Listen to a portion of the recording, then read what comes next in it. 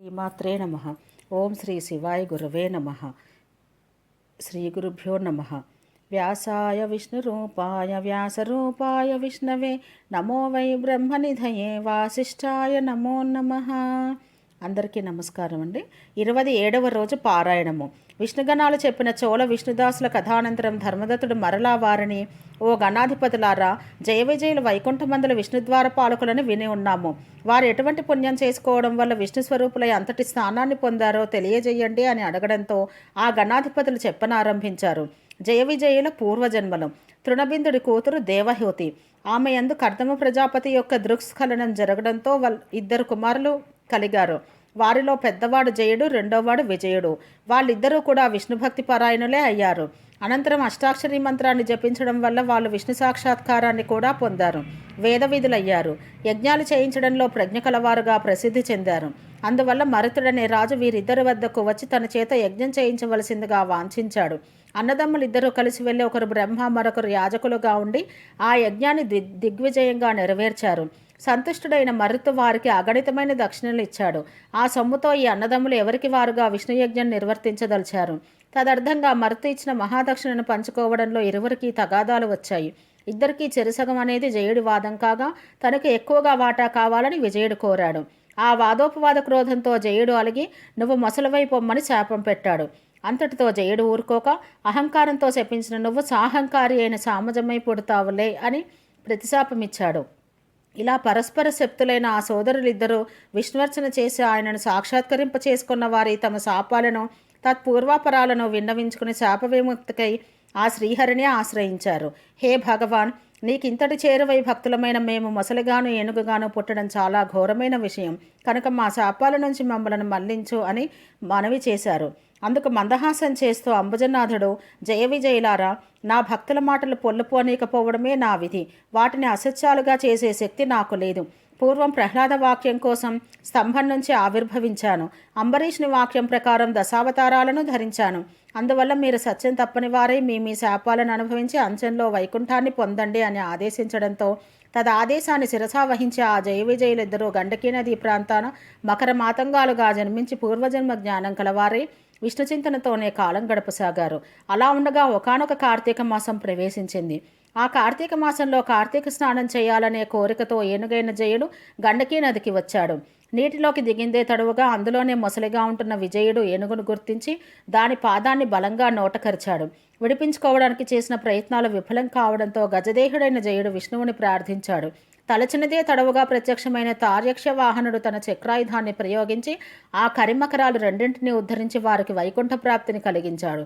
తదాదిగా ఆ స్థలం హరిక్షేత్రంగా విరాజిల్లసాగింది. విష్ణు ప్రయుక్త చక్రాయుధం ఒరిపుడి వలన ఆ గండకీ నదిలోని శిలలు చక్రచిహ్నాలతో కూడుకున్నవయ్యాయి. ఓ ధర్మదత్త, నీచే అడగబడిన వారైన విష్ణుద్వార పాలకులకు జయ విజయులు వారిద్దరే. అందువల్ల నీవు కూడా దంభమాశ్చర్యాలను దిగనాడి సమదర్శనకుడు వై సుదర్శనారాయణుడి చరణ సేవలను ఆచరించు. తులా మకర మేష సంక్రమణాలతో ప్రాతస్నానాలు ఆచరించు. తులసీవన సంరక్షణ మందు నిష్టగలవాడవై ప్రవర్తించు. గోబ్రాహ్మణులను విష్ణుభక్తులను సర్వదా సేవించు. కొర్రధాన్యము, పులికడుగు నీరు, వంగ మొదలైన వాటిని విసర్జించు. జన్మ ప్రభృతిగా నీవు అనుష్ఠిస్తున్న ఈ కార్తీక విష్ణువ్రతం కంటే దాన తపోయజ్ఞ తీర్థాలు ఏవీ కూడా గొప్పవి కావని గుర్తుంచుకో. ఓ విప్రుడా, దైవప్రీతికరమైన విష్ణువ్రతాచరణం వల్ల నీవు నీ పుణ్యంలో సగభాగం అందుకోవడం వల్ల ఈ కలహా కూడా ధన్యులయ్యారు. ప్రస్తుతం మేము ఆమెను వైకుంఠానికి తీసుకువెళుతున్నాము అని విష్ణుగణాలు ధర్మదత్తునితో హితమాడి అతనిని పునః నియమవ్రత నిష్ఠుడిని చేసి కలహా సమేతంగా విమానాన వైకుంఠానికి బయలుదేరారు. నారదుడు చెబుతున్నాడు, పృథురాజా, అతి పురాతనమైన ఈ పుణ్యతిహాసాన్ని ఏ మానవుడైతే వింటున్నాడో, ఇతరులకు వినిపిస్తున్నాడో వాడు శ్రీ మహావిష్ణువు యొక్క సంపూర్ణ అనుగ్రహానికి పాత్రుడై విష్ణు సాన్నిధ్యాన్ని పొందదగిన జ్ఞానాన్ని పొందుతున్నాడు. నారదుడు చెప్పినదంతా విని ఆశ్చర్యమయుడైన పృథు చక్రవర్తి, హే దేవర్షి, ఇప్పుడు నువ్వు చెప్పిన హరిక్షేత్రం గండకీ నదుల్లాగానే గతంలో కృష్ణా, సరస్వతి ఇత్యాది నదుల గురించి విన్నాను. ఆ మహామహిమలన్నీ ఆ నదులకు చెందినవా లేక ఆ క్షేత్రాలకు చెందినవా? విశదపరచవే అని కోరగా మరలా నారదుడు చెప్పసాగాడు. శ్రద్ధగా విను. కృష్ణానది సాక్షాత్తు విష్ణుస్వరూపం, సరస్వతి నది శుద్ధ శివస్వరూపం. వాటి సంగమ మహత్యం వర్ణించడం బ్రహ్మకు కూడా అసాధ్యమే అవుతుంది. కృష్ణా, సరస్వతి నదుల ప్రాదుర్భావము.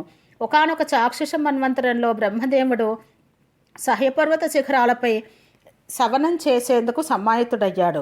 హరిహరులతో సహా సర్వదేవతలు మునులు కూడా కలిసి ఒకానొక దైవత ముహూర్తంలో బ్రహ్మకు యజ్ఞదీక్ష ఇయ్యడానికి నిర్ణయించి కర్త యొక్క కలత్రమైన సరస్వతికి విష్ణుమూర్తి ద్వారా కబురు పంపారు. అయినా సరస్వతి సమయానికి అక్కడకు చేరుకోలేదు. దీక్షా ముహూర్తం అతిక్రమించరాదనే నియమం వలన భృగు మహర్షి, హే విష్ణు, సరస్వతి ఎందుకు రాలేదో తెలియదు, ముహూర్తం దాటిపోతోంది, ఇప్పుడు ఏమిటి గతి అని ప్రశ్నించడంతో శ్రీహరి చిరునవ్వు నవ్వుతూ, సరస్వతి రాని పక్షంలో బ్రహ్మకు మరి ఒక భార్య అయిన గాయత్రి దీక్షావతిగా విధించండి అని సలహా ఇచ్చాడు. ఆ సలహాను శివుడు కూడా సమర్థించడంతో భృగువు గాయత్రిని రప్పించి బ్రహ్మ యొక్క దక్షిణ భాగంలో ముందుగా ఆమెను ప్రవేశపెట్టి దీక్షావిధిని ఏర్పరిచాడు. ఆ విధంగా ఋషులందరూ కలిసి హరిహరుల సమక్షంలో బ్రహ్మకు దీక్షనయ్యడం పూర్తి చేయగానే అక్కడకు సరస్వతి చేరుకుంది. తన స్థానంలో దీక్షితురాలై ఉన్న తన సవితిని గాయత్రిని చూసి మత్సరవతి అయి, అపూజ్య యత్ర పూజ్యంతే పూజ్యానాం చ వ్యతిక్రమ త్రీనిత్రత భవిష్యంతి దుర్భిక్షం మరణం భయం.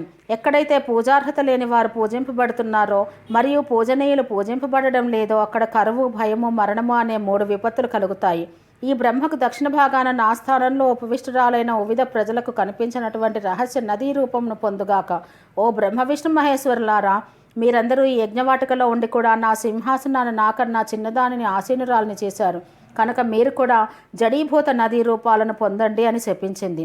ఆ సరస్వతీ క్రుద్ధ వచనాలను వింటూనే చివ్వున లేచిన గాయత్రి దేవతలు వారిస్తున్నా సరే వినకుండా, ఈ బ్రహ్మ నీకు ఏ విధంగా భర్తయో అదే విధంగా నాకు కూడా భర్తే అని విస్మరించి, అకారణంగా శపించావు కనుక నువ్వు కూడా నదీ రూపాన్ని పొందు అని ప్రతిశాపమిచ్చింది.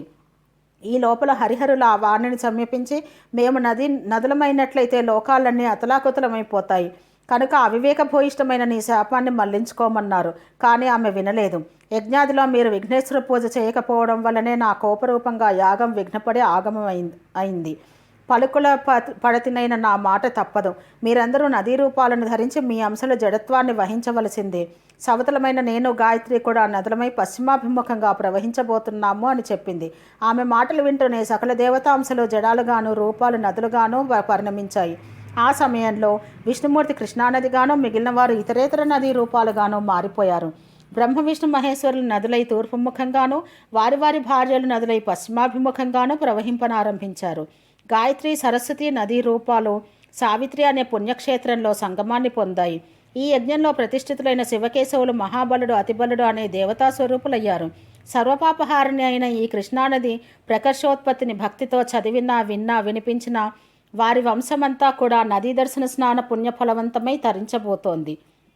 27వ రోజు పారాయణ సమాప్తము. ఓం సహనావతు సహనౌ భునత్తు సహ వీర్యం కరవావహై తేజస్వినావధీతమస్తు మా విద్విషావహై. ఓం శాంతి శాంతి శాంతి.